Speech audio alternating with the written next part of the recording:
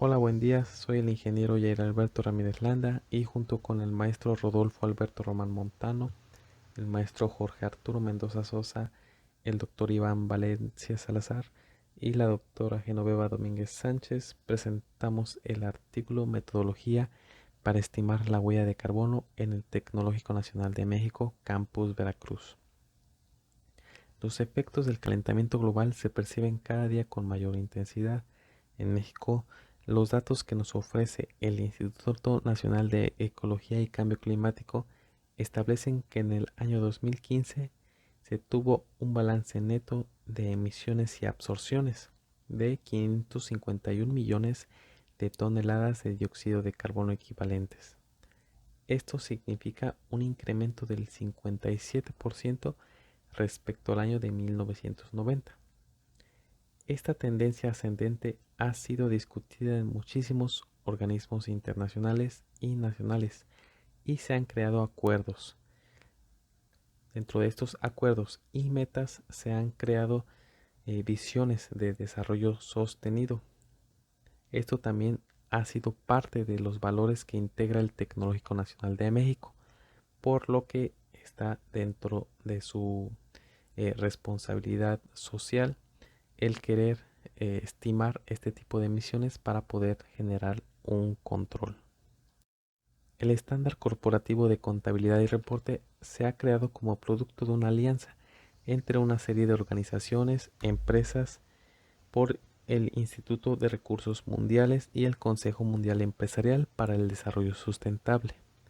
Esto con la finalidad de desarrollar un mecanismo de contabilidad de gases de efecto invernadero aceptado mundialmente con extensa difusión para su propia adopción en múltiples sectores. Primero se establecen límites organizacionales, esto es identificar la estructura organizacional del instituto y determinar aquellos sectores que son de su propiedad o si existen organizaciones subsidiarias. Para esto existen dos tipos de enfoques, el de participación accionaria o de control. La herramienta que nos puede ayudar en este caso son los organigramas de las empresas y la tabla de enfoques para la contabilización de gases de efecto invernadero. Después se establecen límites operacionales, esto es colocar dentro de tres alcances las actividades que nos generan emisiones directas o indirectas. Para eso tenemos como guía la herramienta que nos brinda el estándar corporativo de contabilidad y reporte.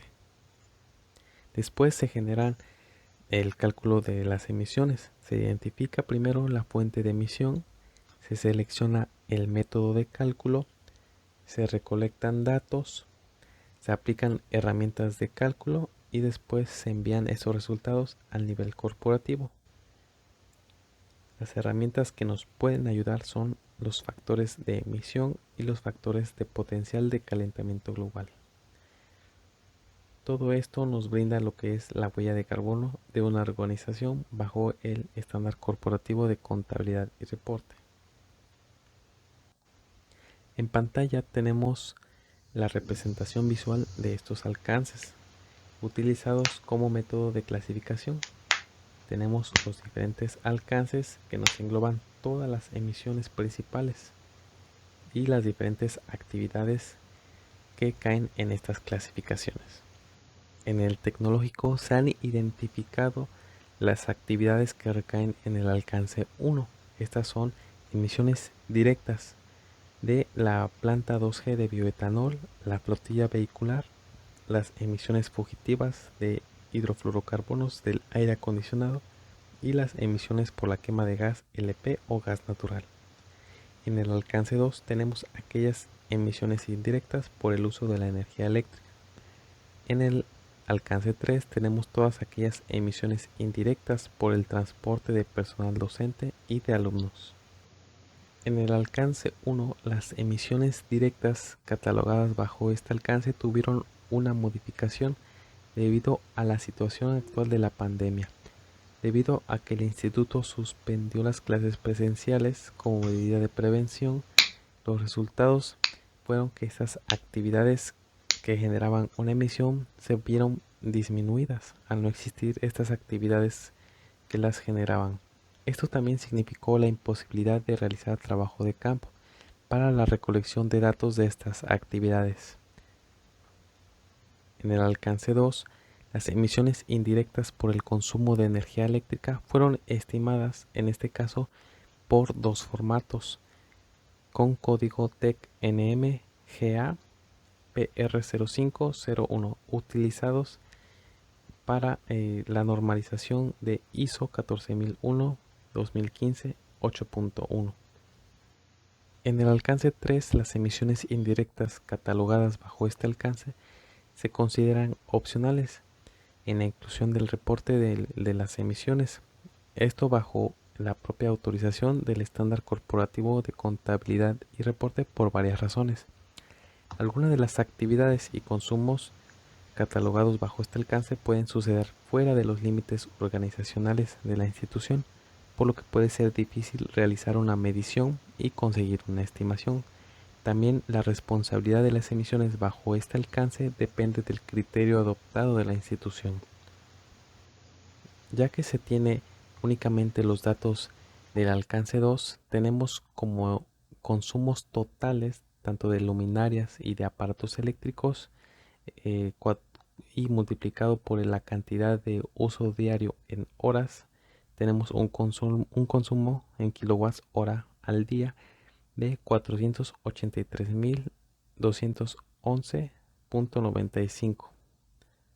Esto multiplicado por el factor de emisión de esta electricidad que nos otorga la Secretaría de Energía Nacional de 0.505. Esto nos da como resultado emisiones en toneladas de carbono equivalente de 244. Al utilizar este mismo gas como base, se tiene que multiplicar por su potencial de calentamiento global, que es 1. Si se estuviera trabajando con otro tipo de gas, se multiplica por un potencial de calentamiento global diferente. De esta forma, tenemos como emisiones diarias en toneladas de carbono equivalente por las actividades que se generan en el alcance 2 de 244. Como conclusiones, se sugiere continuar con esta línea de investigación para la cuantificación de emisiones directas e indirectas bajo el alcance 1 y 3. Lo que ya se logró obtener es una cuantificación de las emisiones indirectas bajo el alcance 2, lo que pone en perspectiva el impacto ambiental que están generando estas actividades. Como recomendación, existen 4 alternativas recomendadas que pueden disminuir las emisiones indirectas del alcance 2. El número 1 es disminuir las emisiones bajando el consumo energético de la institución. La alternativa número 2 consiste en sustituir la fuente de energía convencional por una fuente de energía renovable. La alternativa número 3 consiste en la compra de bonos de carbono y la última alternativa consiste en realizar un estudio de calidad de la energía. Con esto termino la presentación. Si tienen alguna duda o quisieran mayor información, tenemos datos de contacto en el artículo propio y también me pueden contactar bajo este medio. Les agradezco la atención, que pasen un buen día.